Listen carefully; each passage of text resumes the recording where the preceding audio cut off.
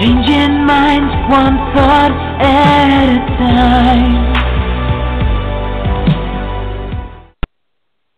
Greetings and welcome to Motivate Social, where we are bringing you people who are changing the world via social media. I am Dr. Ikena Finch, and I, of course, have my co-host, Vanessa Canterbury, with me today. How are you doing, Vanessa? I am doing absolutely great. How are you? I am great. I am so excited about our show today. You know, we're having one of our lovely AIB sisters. And if you don't know what AIB is, that is Authors in Business, a group with Desiree Lee. And we are going to interview today Stephanie Ellis. How are you today, Stephanie? I'm doing super fantastic. How y'all ladies doing? We are good. Thank you so much. And so I'm going to ask you the question that everybody's waiting on. How are you changing the world via social media? I'm changing the world with hope, the power of hope. Even in the darkest moments, we still have those dreams, those visions, those ideas, but we really just don't know how to come, to get it. We don't know how to move towards that. So I teach them how to, in the dark place, in the wilderness, still have hope and power. You can still move forward in your life.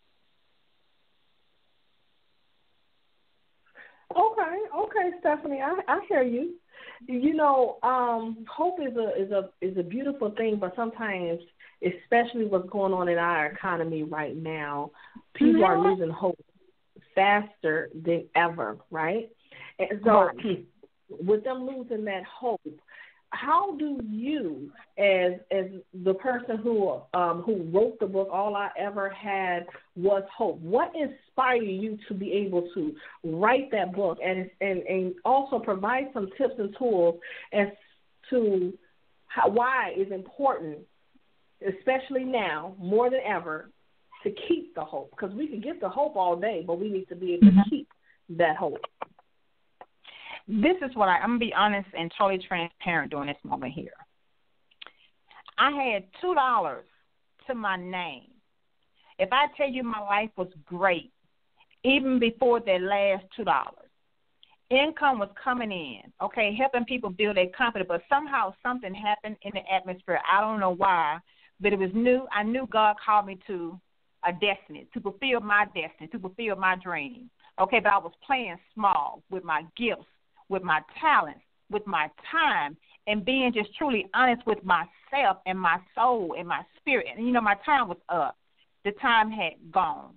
So with that $2, I cried. Now, I put myself in time out for a year and a half, meaning no TV, meaning no social media, meaning no family gatherings, going out to eat, not getting turned up no more. I only had $2 left, and God said, it's something inside of you.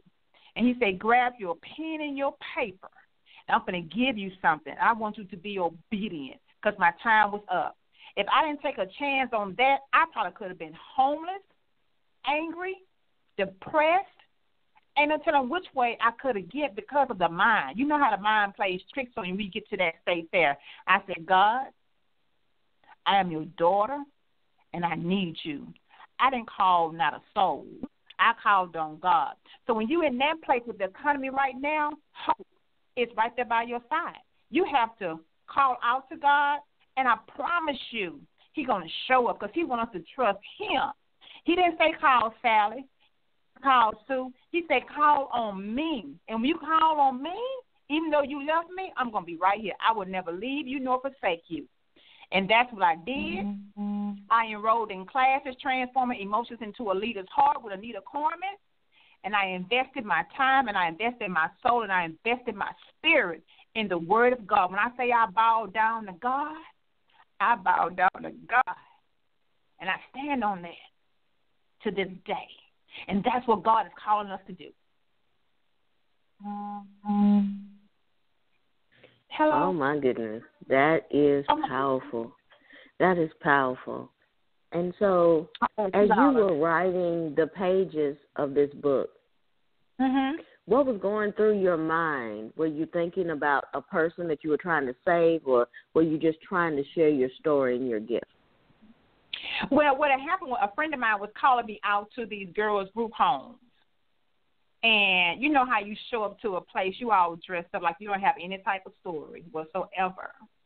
But see, as a young girl, God saved me. He was always with me, even when I was going through the storm. He saved me because I probably couldn't handle it like they could. I probably would have reacted a certain way. I probably would have been angry. I probably been stressed out. I probably been on crack.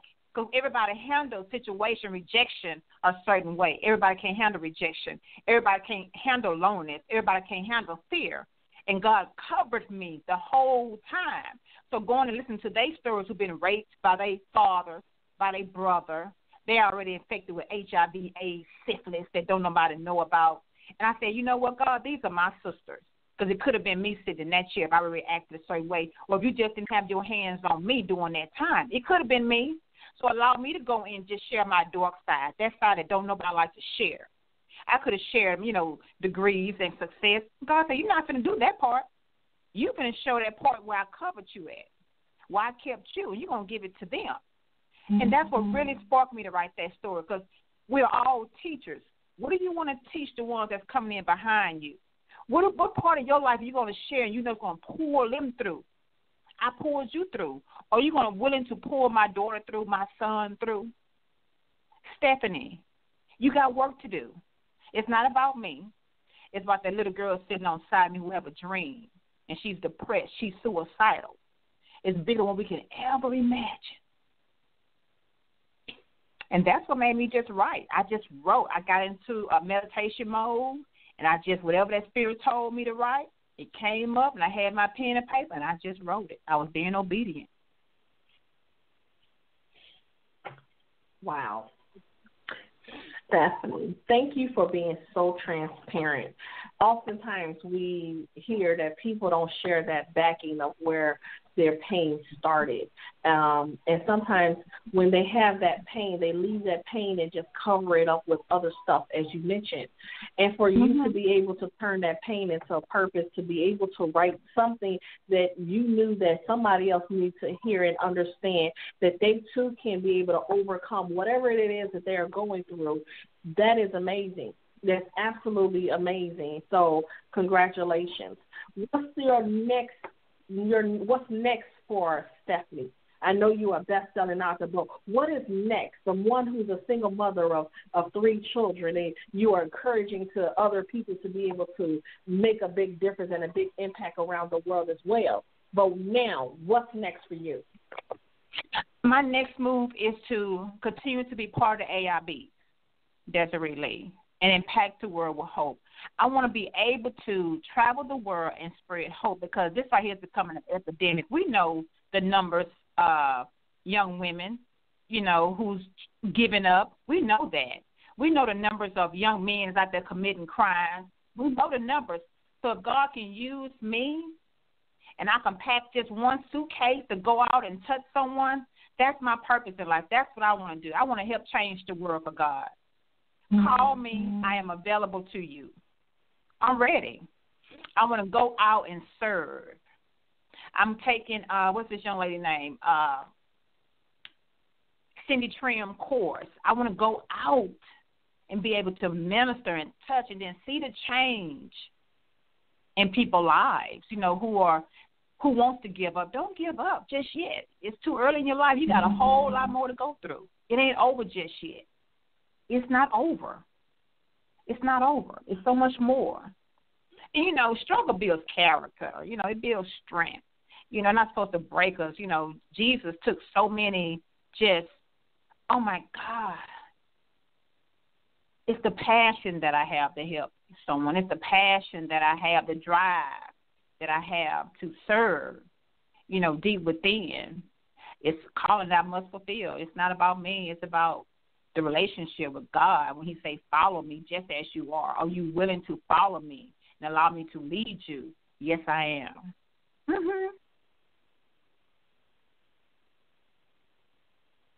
Oh, my goodness.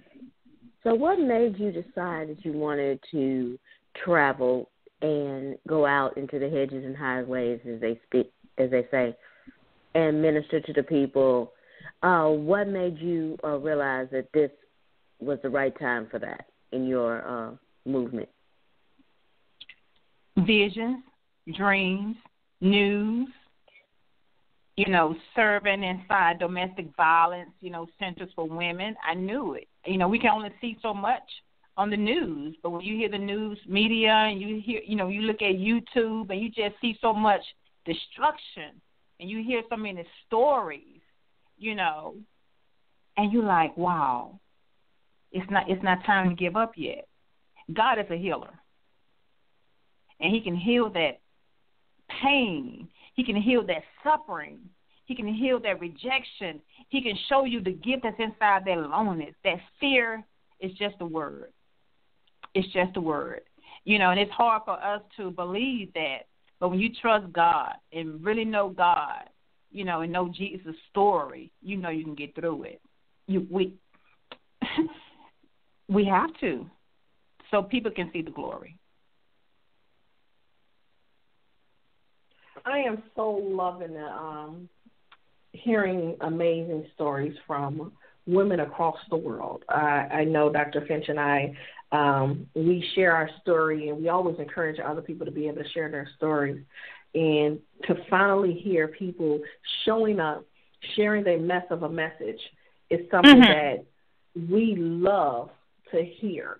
And to salute those who are willing to be bold enough, unapologetic enough to be able to share their testimony and understand that they had to go through tests just like the next person, but instead they choose to hold on so they can have a testimony. So here you are sharing your testimony, and it's absolutely amazing. And to be able to carry this on, because you're just beginning. This is not the end of who you are and what you're about to become, because where He's about to take you is another place that's going to blow your mind. So just hold on to that as well. And so with that being said, Stephanie, is there anything else that you want, because we always tell people there's something that's inside of you that you want to be able to get out. What's that one thing? And we understand that you want to be able to travel and that you want to be able to continue to share that message. But what's that one thing that you are looking forward to do? Like, is it that next whatever, building a conference, if it's a next program, what is it that you would love to do based off of your book? Based off of my book, it's to stand beside women holding hands, and we're all on stage. And you have women out in the crowd, men out in the crowd, young girls out in the crowd, young men out in the crowd, looking up.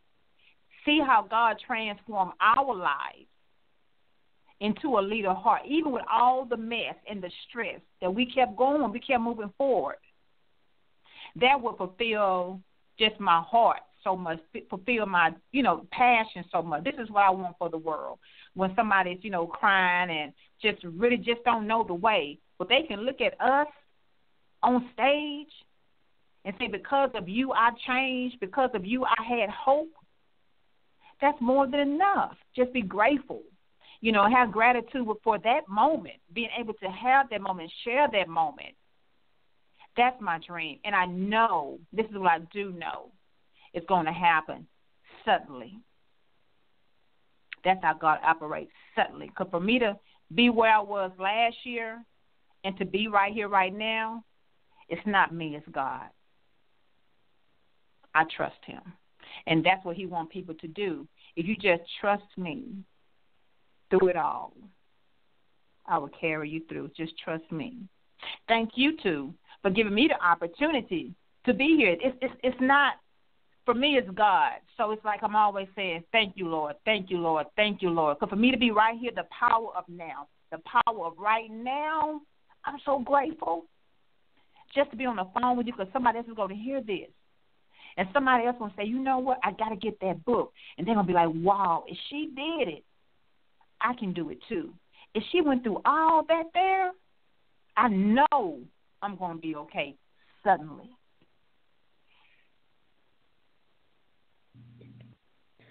That's beautiful. That's beautiful. And to know that this story is really recent in retrospect makes it even more powerful how much you have accomplished in a year time span. What would you say to a person who is thinking, about following this path, how they know that their purpose is speaking to them, but they're not really sure they want to reveal all of this. How do they go to that next level? What would you say to them? Things happen in life.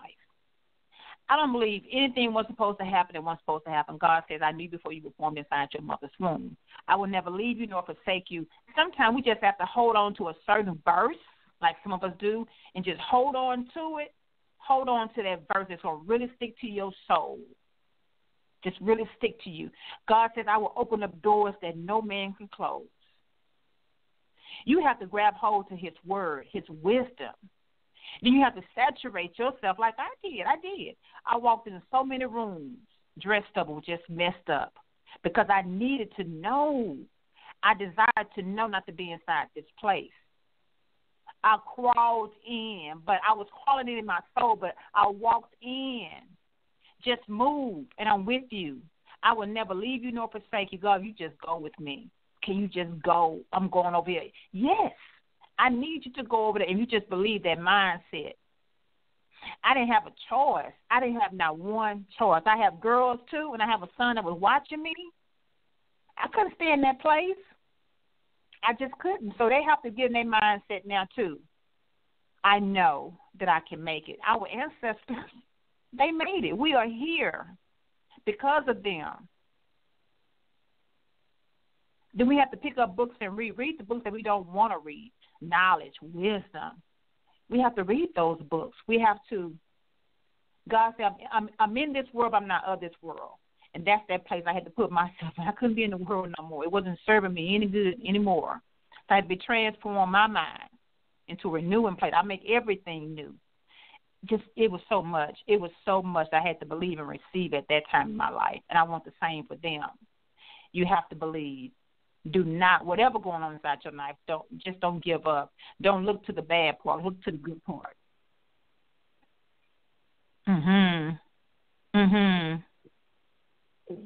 So I love what you are saying, and what I think of about my next question is that more and more people have lost hope. More and more people have lost faith. And so we could be able to, it's so cliche, as I tell people all the time, it's so cliche to be able to tell them the same things over and over again of what our ancestors have told us, what our grandmamas and our Medias have told us. And that's still, working, however, but now it's more so where people don't even have faith anymore. They just don't. They don't. We have to be realistic. They don't have that faith anymore.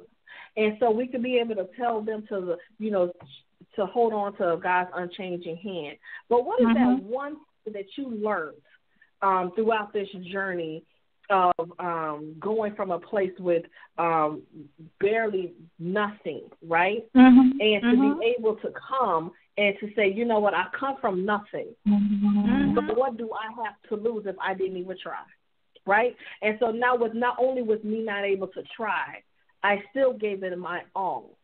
But what would you tell the next person who lost all types of hope, all types of faith, everything, to be able to restore them in some type of way? Never failed anyone. That's a choice. And I know we have so many people who have lost faith, but when you don't have faith, what are you going to do? You're going to be stuck. And that's just it. You're going to be stuck. And I get that all the time. Girls I minister to, well, Miss Stephanie, I don't believe in God. Okay, that's fine. So do you believe in yourself? Do you believe in that person inside the mirror right there?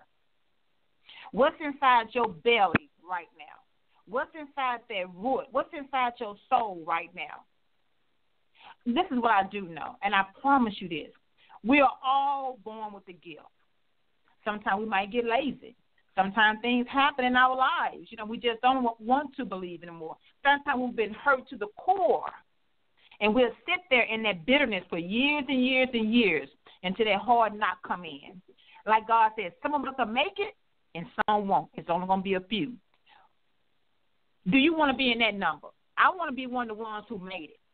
I don't want to be one of the ones who gave up.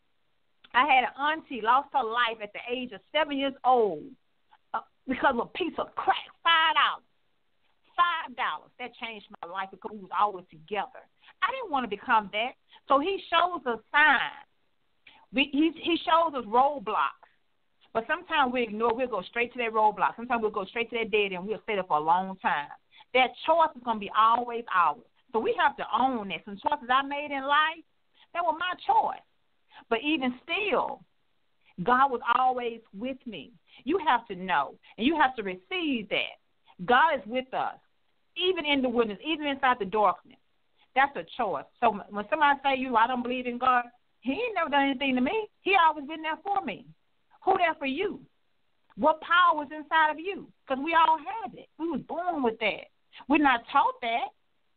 Our grandmothers wasn't taught that. They was taught go to work and do whatever, go to school and do whatever. But now it's a different time. It's a different time right now. Times are different. And every day, things are changing. You don't want to get left behind. And sometimes we just get stuck right there with nobody to help us. And it's okay to ask for help. I didn't ask for help. I thought I was just Superwoman. But when I did, it was no. No. No. God said, come to me. I got it. Took the long way, the hard way, struggling, but still had joy, still had peace. I didn't mind. I know God was doing something. My God.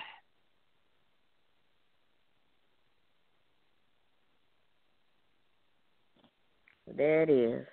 God was doing something, and you heeded the call. And, I want you to tell us in our final time together about why the people should get the book, where they can find the book, and how they can contact you. Why people should get the book? That book is for when you have lost all hope. If you're depressed, if you're suicidal, if you're broke, and if you have that unforgiving heart,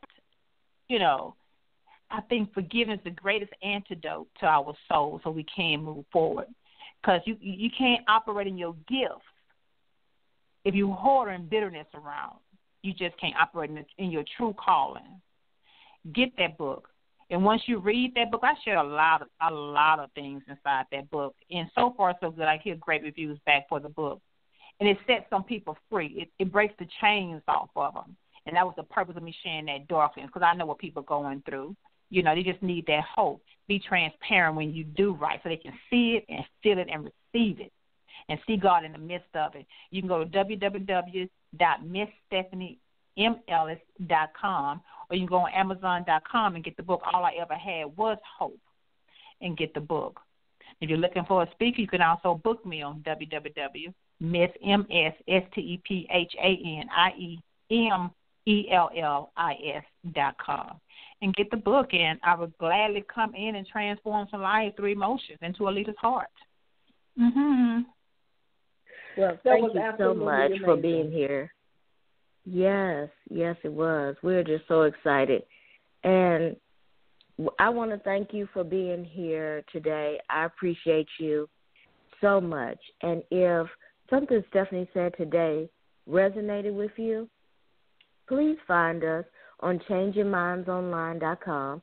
You can also find this podcast on iTunes, Stitcher, Tuned In, and, of course, our YouTube channel. Vanessa, do you have some closing words for us tonight? Yes.